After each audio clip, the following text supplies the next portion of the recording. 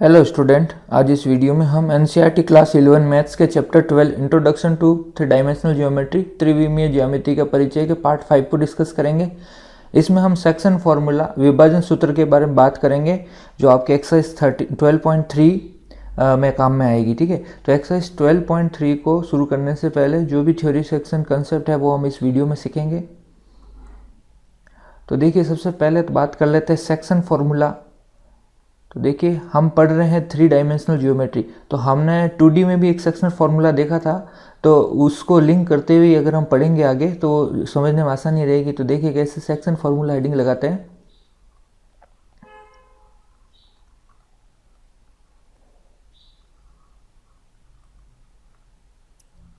देखो, इसको हिंदी में बोलते हैं विभाजन सूत्र।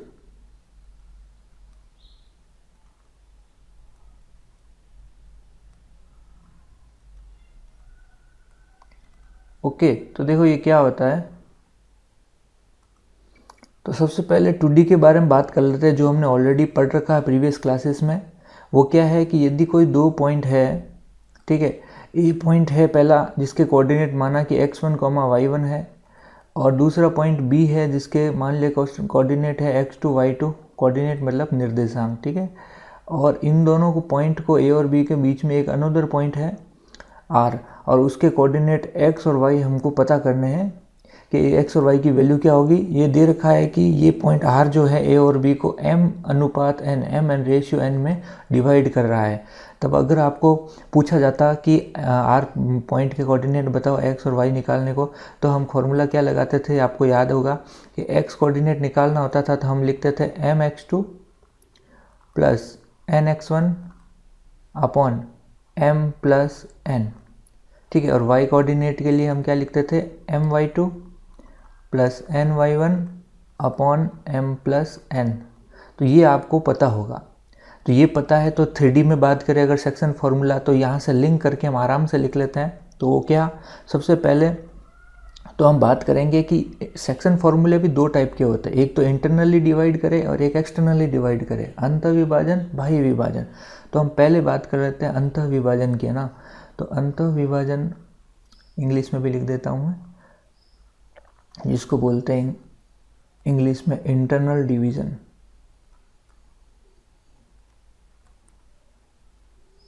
ओके, तो इंटरनल डिवाइड लिख दो चाहे। तो यहाँ पे क्या कहानी है सुनना। तो यहाँ पे सेम यही कहानी चलेगी जो 2D में मैंने बताई अभी आपको, लेकिन यहाँ पे एक्स्ट्रा क्या आ जाएगा, क्योंकि 3D पढ़ रहे हैं तो एक जेड कोऑर्डिनेट और एक्स्ट्रा आ जाएगा। वो कैसे समझो, देखो, माना कि ये पॉइंट ए है और ये पॉइंट बी है, तो इस बार हम ए के कोऑर्डिनेट क्या लेंगे, x1 y1 के साथ में z1 भी लेना पड़ेगा क्योंकि हम बात कर रहे हैं 3D में, और यहाँ पे x2 y2 और z2। क्लियर है। तो यहाँ पे अगर इन दोनों के बीच में अब मैं कहूँ कि एक अनदर पॉइंट r है और जिसके कोऑर्डिनेट हमको फाइंड करना है x y z, और साथ में ये r पॉइंट m और n रेशियो में इसको डिवाइड कर रहा है, तो कैसे फॉर्मूला सेम लगेगा, क्या, x कोऑर्डिनेट हो जाएगा mx2 plus nx1 upon m+n, जैसे अभी लगाया था वैसे ही लगेगा।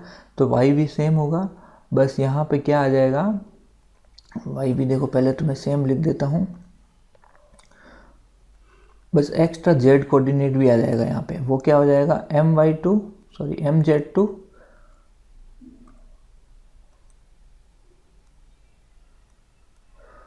और z आ जाएगा, और कुछ नहीं है ना, mz2 nz1 अपॉन m+n। तो ये आपका इंटरनल डिवाइड में x y z अगर पूछ ले m/n देके, तो ऐसे फॉर्मूला लगाना है जो आपके 2D से रिलेटेड ही था। ठीक है, तो ये आपका कौन हो गया, इंटरनल डिवाइड का अगर पूछे तो ये आपको फॉर्मूला लगाना है।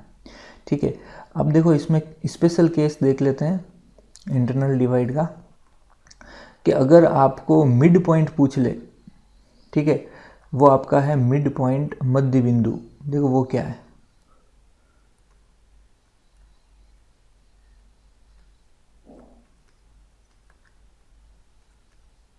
देखो मिड पॉइंट, अगर ये आर पॉइंट जो है एकदम बीच में हो तो वो मिड पॉइंट केस हो जाएगा, और उसके कोऑर्डिनेट अगर आपको पूछ ले तो क्या होगा।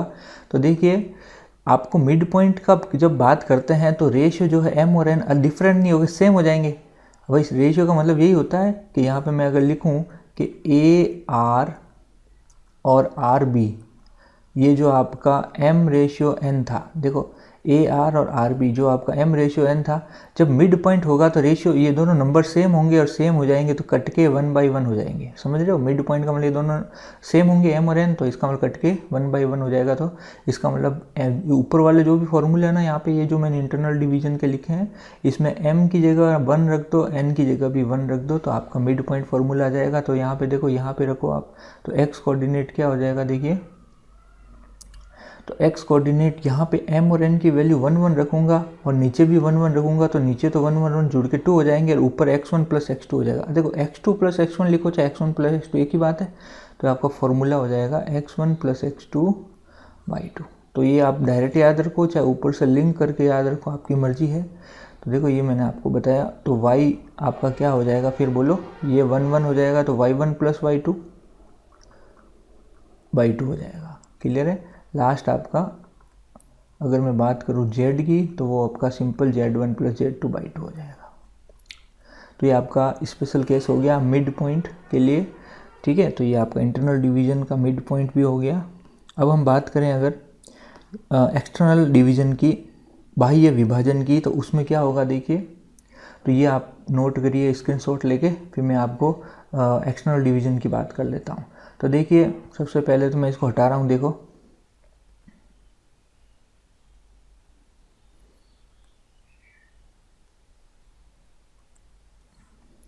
तो नेक्स्ट आपका सेकंड जो है वो आपका है एक्सटर्नल डिवाइड।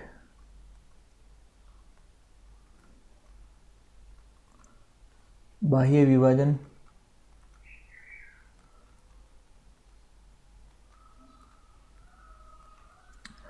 तो देखो पहले मैं आपको 2D में बता देता हूँ।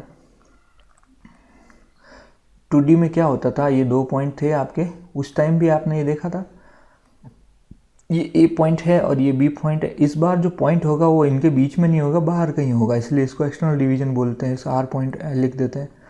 तो यहाँ पे भी इस बार भी ये x1 y1, ये x2 y2 और ये आपका x, y। लेकिन देखो पिछली बार मैंने बताया था कि रेशियो क्या था जब इंटरनल डिवीजन था, वो था आपका ए आर, है ना। देखो एक मिनट, वो आपका था A R upon R B, या बी आर एक ही बात है। तो मैं यहाँ पे आर बी लिख देता हूँ क्योंकि पिछली बार मैंने आर बी लिखा था।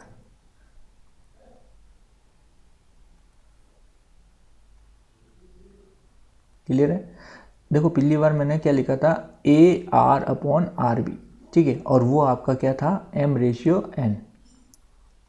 तो यहाँ पे भी सेम, देखो ये रेशियो को लिखने का तरीका दोनों में रहेगा सेम, चाहे इंटरनल डिवीजन लिखो चाहे एक्सटर्नल डिवीजन लिखो, चाहे आप मिड पॉइंट निकालो।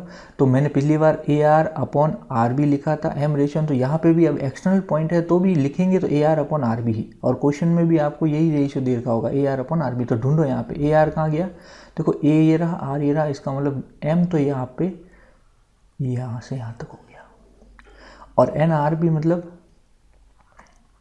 यहाँ से यहाँ तक एन हो गया। तो इस तरीके का ये एक्सटर्नल केस होता है। इसमें आपको क्या करना होता है कि सिंपली जहाँ जहाँ प्लस था ना फॉर्मूलों में, वहाँ माइनस लगाना। जैसे x क्या था, mx2, फिर प्लस की जगह यहाँ माइनस आ जाएगा nx1, और नीचे भी माइनस m माइनस n, और कुछ नहीं करना है। ये आपका my2 ny1 upon m minus n, तो ये आपको करना है। तो बस यहाँ पे 3D में भी यही कहानी लिखनी है वापस पूरी।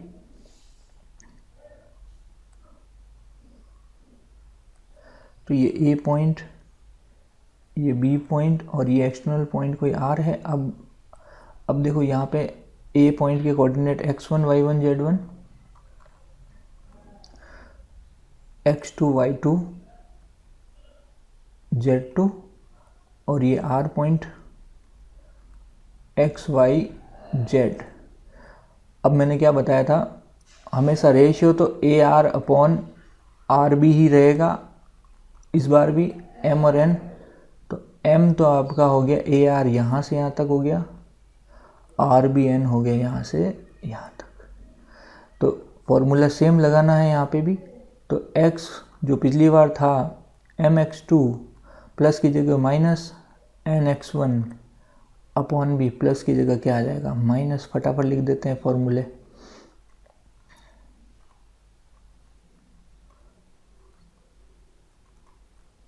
लास्ट एक्स्ट्रा क्या जुड़ जाएगा यहाँ पे बोलो, z जुड़ जाएगा और कुछ नहीं है, बाकी रहेगा सेम ही। तो ये आपका फॉर्मूला हो गया एक्सटर्नल डिवीज़न का। ठीक है, अब सुनो, तो यहाँ पे आपको क्या पता चला कि यहाँ पे साइन चेंज कर लेना है सिंपल, है ना। आपको एक ही फॉर्मूला याद रखना है, तो यहाँ पे n जो है उसकी जगह -n लिख देना है, ऐसे कहो, चाहे आप साइन चेंज कर लो, ऐसे बोल दो, एक ही बात है।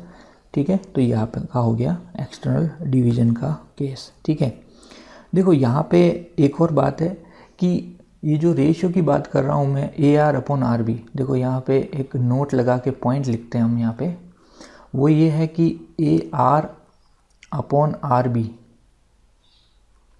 जो आपका M/N है, अगर क्वेश्चन में M जो है बड़ा है N से, तो इसका मतलब R पॉइंट जो है वो आपका B पॉइंट के राइट में होगा। देखो यहाँ पे ये B पॉइंट है, इसके राइट में होगा। यहाँ पर ऐसे सोच लो कि R जो पॉइंट एक्सटर्नल की बात कर रहा हूँ ना, एक्सटर्नल केस में जब M बड़ा हो N से, तो R पॉइंट A के राइट में होगा, ऐसे लिख दो, A के क्या होगा राइट में। तो इसका मतलब ये जो ऊपर केस लिया था वही आपका वही केस हम लेंगे। लेकिन यदि यहाँ पे ये पहला पॉइंट, दूसरा पॉइंट कि यदि M जो है वो छोटा है N से, मतलब रेशियो देखो अगर 3/2 आएगा तब तो केस पहला हो जाएगा, 3 ऊपर बड़ा है। यदि 2/3 आ गया, इसमें n बड़ा हो गया, तब R पॉइंट जो है आपका ये किधर लेना, हमको A के लेफ्ट में लेना है, तब भी एक्सटर्नल ही रहेगा वो। ठीक है, तो यहाँ पे हम कहेंगे R जो है वो आपके A के लेफ्ट में होगा।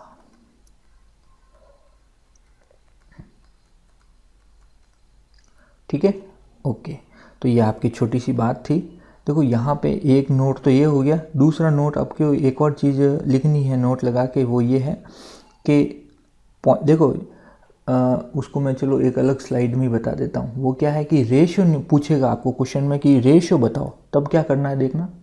तो सबसे पहले इसको मैं आगे लिख लेता हूँ। तो देखो अगर आपको रेशियो फाइंड करने को बोले, मतलब अनुपात निकालने को बोले, फाइंड रेशियो, ऐसा आ जाए क्वेश्चन में कि अनुपात निकालो,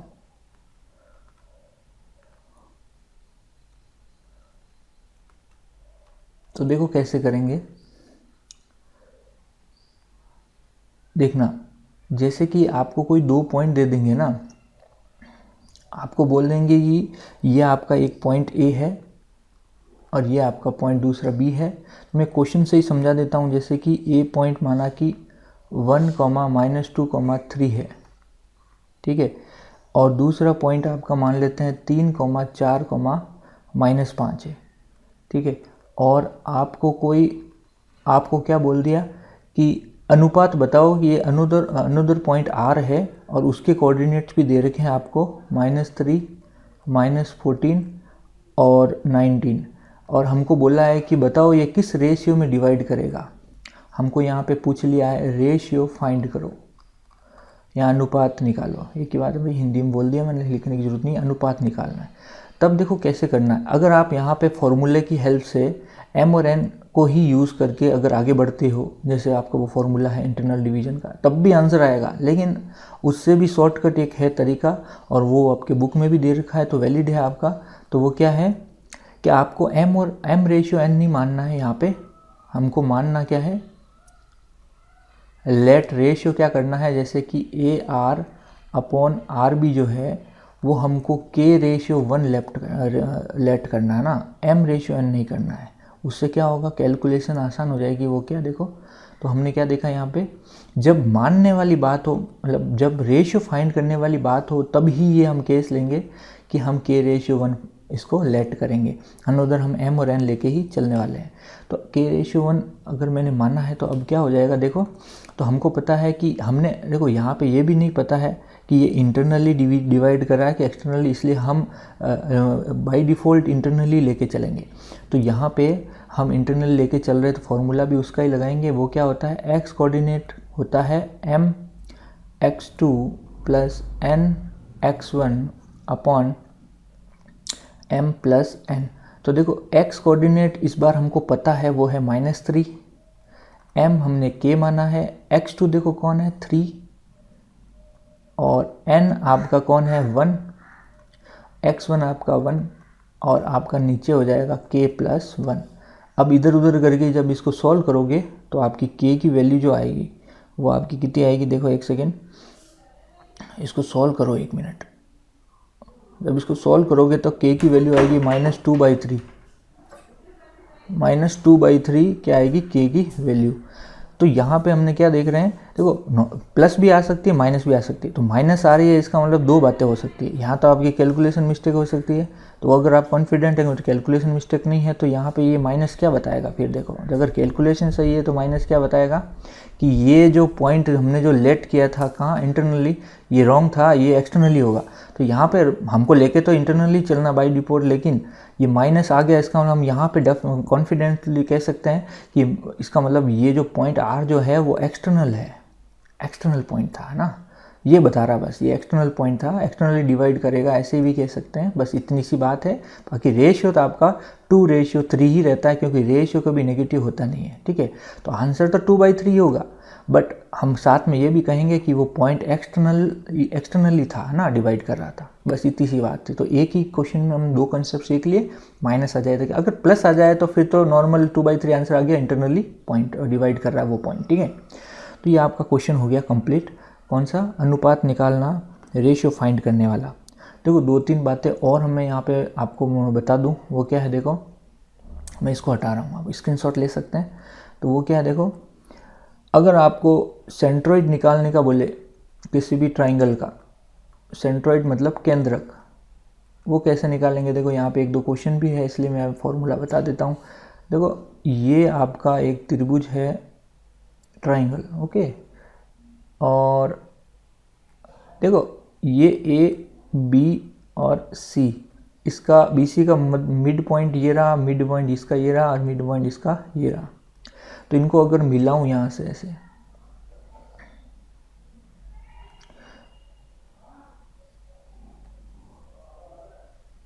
तो इसको बोल देते हैं ABCDEF।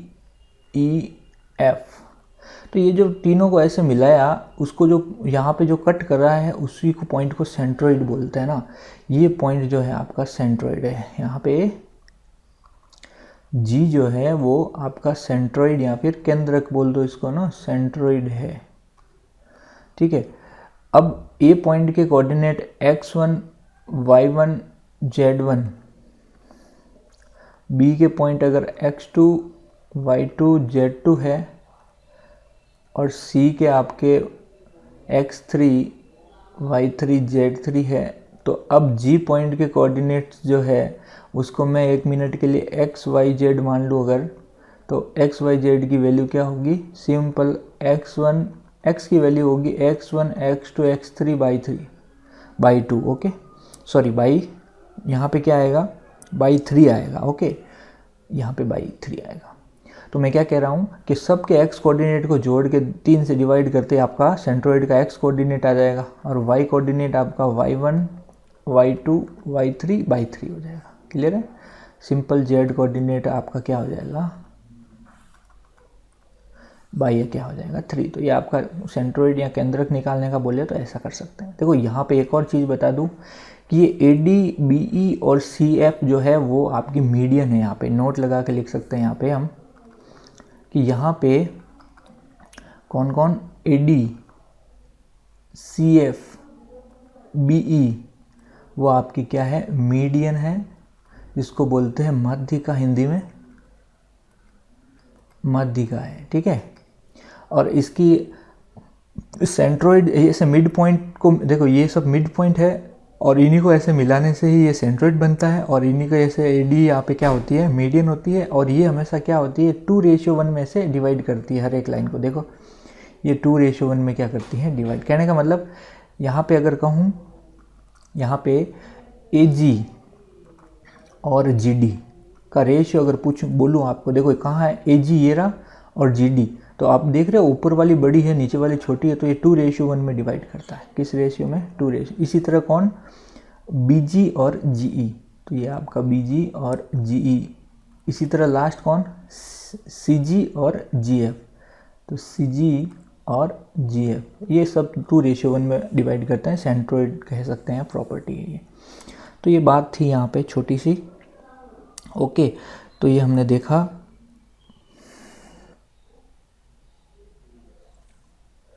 देखो एक एग्जांपल करते हैं यहाँ पे हम, सेंट्रोइड निकालने वाले जो आपका मेथड है उससे रिलेटेड ही होगा आपका। वो क्या? यदि आपको यहाँ पे मैं लिख देता हूँ, ट्राइंगल बना देता हूँ आपके लिए। देखो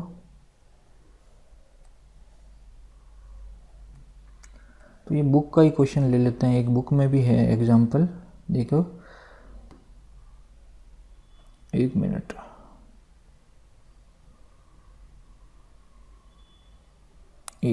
हाँ।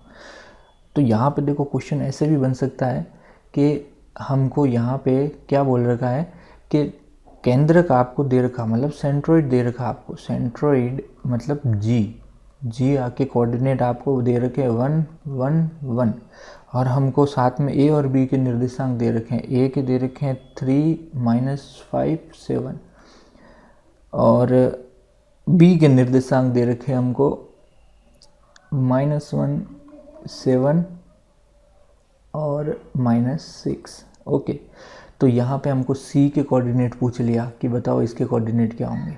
तो देखो यहाँ पे निकालने का तरीका आसान है, x3 y3 z3 या xyz बोल दो, चाहे आपकी मर्जी है। क्योंकि मैं xy तो x3 y3 z3 लेके ही चल रहा हूँ, तो आपको कन्फ्यूज नहीं होगा, इसलिए वही लिख दिया। तो यहाँ पे ये हमको फाइंड करना है पॉइंट। तो इस तरीके से क्वेश्चन आएगा, थोड़ा सा घुमा के। सिंपल आपको सेंट्रोइड नहीं पूछेगा ना, फॉर्मूला तो सेम ही लगेगा, क्योंकि सेंट्रोइड का x कोऑर्डिनेट क्या होता है? x1 x2 x3 by3। तो देखो ये सेंट्रोइड का x कोऑर्डिनेट 1 है यहाँ पे। देखो x1 ये रहा है ना, आप इसको x1 y1 z1 से कंपेयर करा के सिंपल x1 z1 y1 लिख सकते हैं। इसको क्या लिख सकते हैं? x2 y2 z2। तो यहाँ पे बोलो फिर x1 की वैल्यू हो गई 3, x2 की वैल्यू हो गई -1, और x3 हमको निकालना है। तो ये 3 इधर जाएगा। उससे पहले ये देखो, चलो ऐसे लिख देता हूँ, 3 2 हो जाएगा प्लस x3। तो अब ये 2 उधर जाएगा, तो x3 हो जाएगा 3 - 2 जो आपका 1। तो x3 1 आ गया। x3 मतलब x कोऑर्डिनेट C पॉइंट का क्या आ गया? 1।